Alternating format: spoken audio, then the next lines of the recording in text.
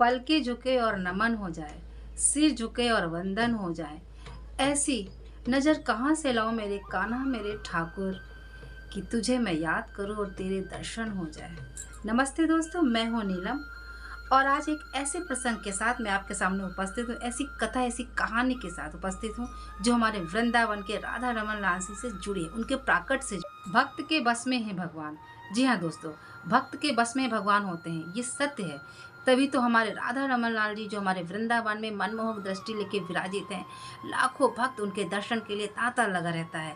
तभी तो हमारे गोपाल भट्ट गोस्वामी जी के ऐसी भक्ति, ऐसे प्रेम में पढ़कर हमारे राधा रमन जी का प्राकट हुआ। और ये कहानी, ये प्रसंग इतना मनमोहक है कि इसके सुनकर आपका भी दिल झूम उठेगा कि हमारी राधा रमन जी लाल इतने सुंदर, इतने मनमोहक दृष्टि, इतनी इतनी सुंदर छवि है कि उन्हें देखते ही बस आपकी नज़रें नहीं हटेंगी।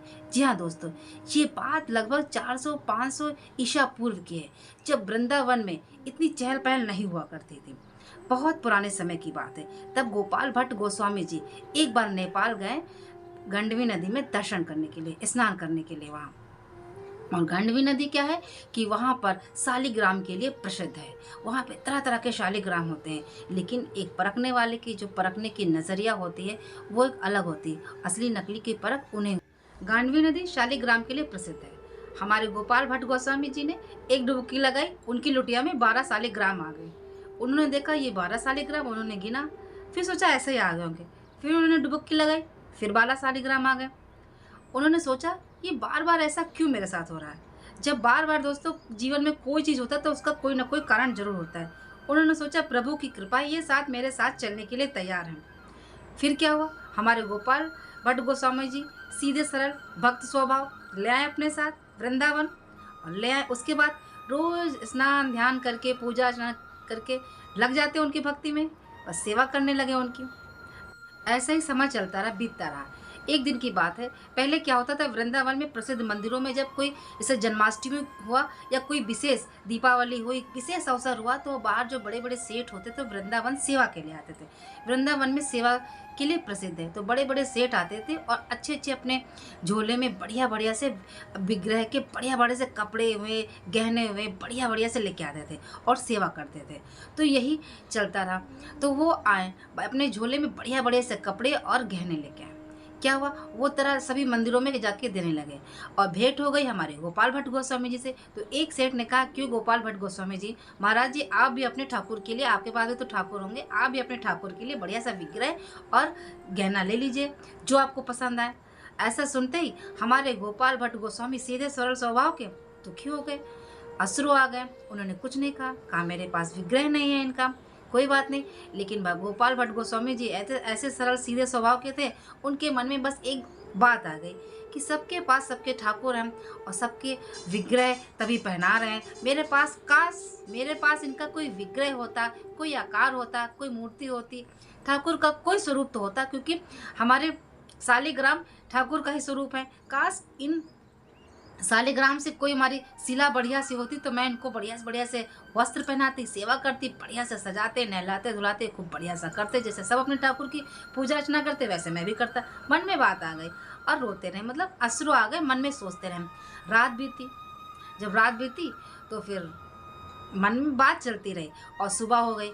वो क्या करते थे, हमारे गोपाल भट्ट गोस्वामी जी क्या करते, शालिग्राम की पूजा अर्चना करके, पाठ करके, बढ़िया उनको एक कपड़े में बांध के एक छोटे से संदूक में रख दिया करते थे। ये प्रक्रिया वो रोज करते। जब पूजा पाठ हो जाती थी, सारे 12 शालिग्राम को एक में बांध के कपड़े में और अपने संदूक में रख दिया करते थे। वो ये प्रक्रिया रोज करते थे। एक दिन उन्होंने ऐसे ही किया, अपने सारे 12 शालिग्राम को बांध के कपड़े में उन्होंने रख दिया और संदूक बंद कर दिया। जब सुबह उठा, उन्होंने देखा कि संदूक हल्का सा उठा हुआ है। उन्हें बड़ा आश्चर्य हुआ कि ये कैसे हो सकता है। उन्होंने सब संदूक खोला, देखा बांसुरी लिए हुए उसमें कान्हा की छोटी सी मूर्ति उसमें है, बड़ी सुंदर, बड़ी मनमोहक, प्यारी प्यारी सी आंखें, इतने नैन कटीले, इतना सुंदर सा सटीला सा, बढ़िया सटीला सा बिल्कुल बदन, इतना सुंदर लग रहा। देख के इतना झूमने लगे, सुंदर, मतलब उन्हें रहा नहीं गया और सबसे कहने लगे, देखो मेरे राधा रमन लाल जी आ गए। क्योंकि राधा रमन लाल जी हमारे श्री जी और राधा श्री जी और कृष्ण जी का एक ही में है, एक ही में विग्रह है। कहते हैं राधा रमन लाल जी में उनका मुखार बिंदु गोविंद जी जैसे है और वक्षस्थल गोपीनाथ जी जैसे, और उनके चरण कमल हैं मदन मोहन जी जैसे। तीनों लोग का एक ही विग्रह में दर्शन हो जाता है। अब ये तीनों विग्रह जयपुर में हैं। दोस्तों, हमारे मदन मोहन लाल जी का विग्रह और गोपीनाथ जी का और गोविंद जी का विग्रह पहले वृंदावन में ही था, पर अब इस समय जयपुर में है।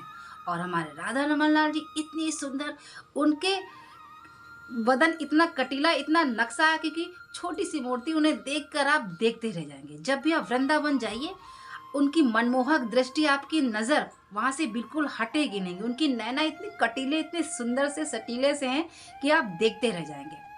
वृंदावन की शोभा हमारे बिहारी जी लाल और राधा रमन जी लाल मंदिर में जाके देखते बनती है, क्योंकि वहाँ साक्षात हमारे ठाकुर, हमारे कृष्ण विराजित हैं। क्यों ना बने भाई। और कहते हैं राधा रमन लाल जी के मंदिर में हमारे गोपाल भट्ट गोस्वामी जी के मंत्रों द्वारा उस समय 500 ईसा पूर्व, जाने कितने सालों पूर्व, जो अग्नि मंत्रों से प्रज्वलित की गई थी, वो आज भी है। ना कोई दिया सलाई, ना लाइटर, ना कोई कंडे का कोई भी प्रयोग नहीं।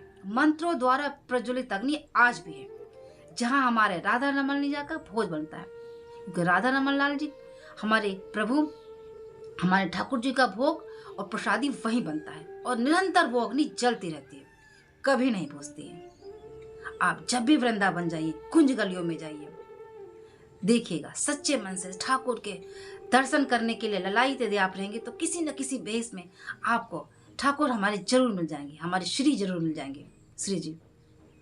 तो वृंदावन जब भी जाइए, राधे रमन लाल जी के और बिहारी जी के दर्शन और सभी प्रसिद्ध मंदिरों के दर्शन जरूर करिए, क्योंकि वृंदावन हमारी घूमने की जगह नहीं, तीर्थ स्थान है दर्शन के, क्योंकि वहाँ भाग्यशाली ही लोग पहुँच पाते हैं। और राधा रमन लाल जी का जैसे प्राकट्य हुआ, तो हमारे गोपाल भट्ट गोस्वामी जी की भक्ति में ऐसी भक्ति उनकी थी कि साक्षात हमारे ठाकुर विवश हो गए।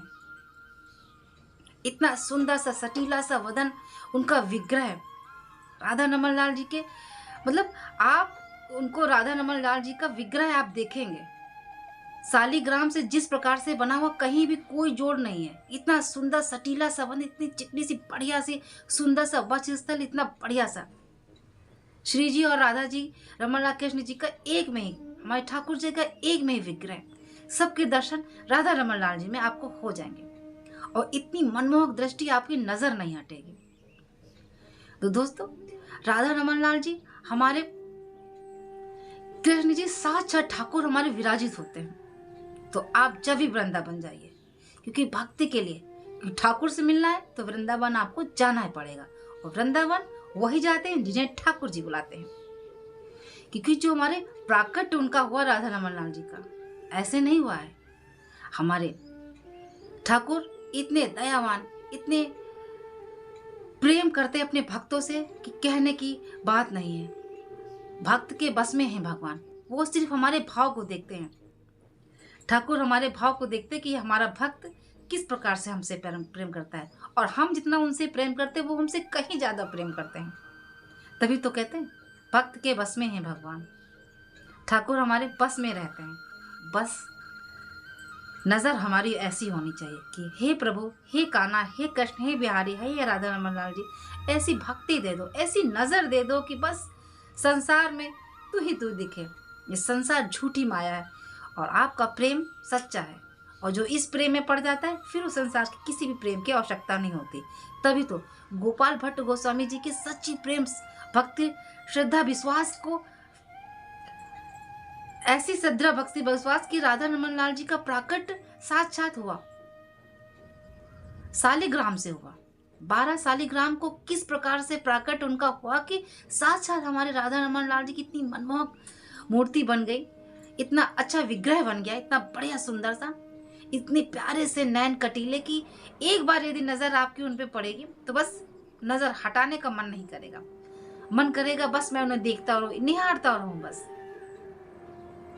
क्योंकि जब अब आप कहीं भी मंदिर में जाइए, वो तो प्राण प्रतिष्ठित करते हैं, मूर्तियों को रखते हैं, पंडित बुलवा जाते हैं, तरह तरह का होता है। लेकिन हमारे वृंदावन में जो भी हमारे बिहारी जी का है, राधा रमन लाल जी का है, और भी कई ऐसे ही मंदिर बहुत ढेर सारे हैं, तो वो प्राकट उनका खुद प्राकट हुआ, ठाकुर जी स्वयं विराजित हैं, कहते हैं। कोई मूर्ति कहीं से लाके रखी नहीं गई, वो स्वयं विराजित हुए हैं। इसलिए वृंदावन आप जब भी जाइए हमारे राधा रमन लाल जी से आप साक्षात बैठिए, क्योंकि जब हम जाते हैं किसी मंदिर, किसी बढ़िया अच्छे स्थान पे जाते हैं तो हमारा ध्यान इधर उधर होता है। पर आप मन में भाव लेकर जाइए कि हमें ठाकुर से मिलना है, ठाकुर के घर जा रहे हैं हम, और सामने बैठ के बस अपने भाव से कि ठाकुर हमारे सामने है और हम उनसे मिल रहे हैं, कि बस इस संसार में हमें भेजा है, आपसे बस नज़र नहीं हटनी चाहिए। बस ऐसा भाव लेके जाएंगे। भक्त और भगवान के प्रति जो भाव, हमारे ठाकुर हमारे प्रति जो भाव होगा, उसके बीच फिर कोई नहीं आएगा। पर भाव सच्चा होना चाहिए, हमारी प्रार्थना, हमारा प्रेम प्रगाढ़ होना चाहिए। जब हमारा प्रेम प्रगाढ़ होता है फिर कोई चीज़ इसमें बाधा नहीं बनती है। तो दोस्तों, हमारे राधा रमन लाल जी का ये प्राकट हमारे कैसे हुआ? गोपाल भट्ट गोस्वामी जी की ऐसी सच्ची प्रेम भक्ति ने राधा रमन लाल जी को प्रकट करने के लिए विवश कर दिया। कैसे हमारे वृंदावन में आए और कुंज गलियां ठाकुर, सारे ठाकुरों की वजह से, हमारे बिहारी जी हमारे ठाकुर की वजह से, हमारे राधा रमन लाल की वजह से जगमगाती रहती हैं। एक बहुत समय पहले के बात था, पर अब जो वृंदावन है, आप जाएंगे चाहे सर्दी हो, गर्मी हो, बरसात हो, कोई भी मौसम हो, बिल्कुल भी कोई फर्क नहीं पड़ने वाला, जगमगाती रहती हैं, क्योंकि वो प्रसिद्ध है। हमारे ठाकुर साक्षात निवास करते हैं, तो कोई क्यों ना जाए हमारे ठाकुर से मिलने। तो आपको भी जब संसार में जब भी आपको काम से फुर्सत मिल जाए तो हमारे ठाकुर से मिलने, हमारे राधा रमन लाल जी से मिलने, बिहारी जी से मिलने आप जरूर चाहिए, क्योंकि साक्षात वो रहते हैं। संसार में उलझे रहेंगे तो उलझे रहेंगे, पर समय निकाल के एक बार चाहिए, प्रार्थना करिए, वो आपको कभी न कभी बुला जरूर लेंगे, क्योंकि वो भक्त की सिर्फ प्रार्थना सच्चे हृदय को सुनते हैं, उन्हें आपसे कुछ नहीं चाहिए। जिस प्रकार प्रेम में भलीभूत होकर, वशीभूत होकर, जिस प्रकार हमारे गोपाल भट्ट गोस्वामी जी ने प्रार्थना किया, शालिग्राम से ठाकुर जी से प्रार्थना किया कि काश आपका विग्रह हो और मैं आपको पोशाक धारण करा सकूं, वस्त्र पहना सकूं, गहने पहना सकूं, और ठाकुर जी प्रकट हो गए। ऐसा भाव, अच्छी सच्ची श्रद्धा आपके मन में होनी चाहिए। दोस्तों, ये छोटी सी नन्ही सी प्रसंग, नन्ही सी कहानी हमारे राधा रमन लाल जी की कैसी लगी आप जरूर प्रसंग बताइएगा, और कमेंट बॉक्स में जय श्री हरि, राधा कृष्ण और राधे राधे लिखना मत भूलिएगा। तो चलिए एक बार जयकारा लगाते हैं, बोलिए हमारे बाके बिहारी लाल की जय, बोलिए राधा रमन लाल की जय, बोलिए वृंदावन बिहारी लाल की जय, कुंज गलियों की जय, मोर मुकुट वाले की जय की जय, बोलिए श्यामा श्याम की जय, हमारी श्रेया जी की जय, श्यामा श्याम लाडली जी की जय। राधे राधे, जय श्री कृष्ण। मिलते हैं नेक्स्ट वीडियो में। नए हो तो चैनल को सब्सक्राइब कर लीजिएगा, कमेंट करके राधे राधे जय श्री कृष्ण लिखना मत भूलिएगा। ठीक है दोस्तों, मिलते हैं नेक्स्ट वीडियो में। ओके, राधे राधे।